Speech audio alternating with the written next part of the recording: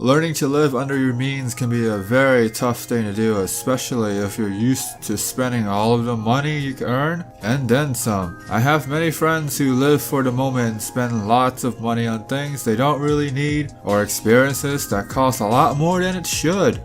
I completely understand it. If you're happy with that lifestyle, then it's the path that you choose for yourself. But you clicked on this video for a reason. So if you're new to the channel and haven't subscribed yet, make sure you click on that subscribe button and turn on notification for the latest content. The thing that we're not taught in school is personal finance. I still wonder why the school system doesn't allow this subject, because it's so integral to our everyday lives. We are basically trained to become really good employees instead of business owners because we're taught to obey the rules without questioning it. As a kid, when I see some kid in class with the latest toys or gadget, it makes me want it because that kid has it. So why can't I? It's consumerism at its finest, and there's nothing wrong with it because it's just business. If you are a business owner, then I'm sure you want to find that secret sauce to make people want and desire your product or services that you are offering. So going back with living under your means, if you haven't watched the video on how to save money, then I'll put that link down in the description below that sweet little like button so you can check it out as it goes well with this topic. The reason why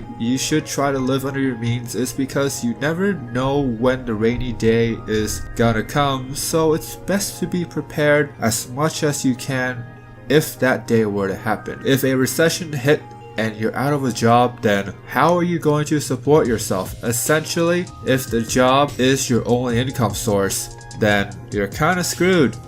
So living under your means allow you to save money for that rainy day and gives you that extra money to put into an investment portfolio. I'm sure you can put that money into a savings account, but chances are the returns are quite low, and if you need money to grow quickly, then an investment portfolio is typically the way to go. When I started my first job, I tried to save up as much as I possibly can without drastically reducing my necessities. I look at my bills and I try to reduce or eliminate as many things as I possibly can in order to have money left over to invest. After looking at my bills, I noticed I have gym memberships, online subscription services that I don't really use all of that much. The monthly bill on those rack up to about $50 a month. Instead of paying something monthly that I don't really use all that much, I can put that money that I would have paid for those services into an investment portfolio that would typically generate around 8% return annually. I know that $50 a month might be chump change to some of you guys out there, but if you have to think about the cost, it adds up over time. Plus, let's not forget compound interest to take into effect. Take 50 times 12 and that's $600. Now multiply that by 8% to get 648. An extra $48 in the whole year doesn't seem like as much money, but let's say you've been doing this for 5 years. That's $4,401 that you just accumulated with the effect of compound interest. I have a link down below to show you how I get those numbers, and please comment down below if you believe my numbers are off. So let's say it's without compound interest and you're just saving cash. That's $3,000 that you save if you were to do something similar to what I did. So if you live under your means now, then you can definitely see the little savings that can add up over time. Now imagine instead of $50 per month, it's $400.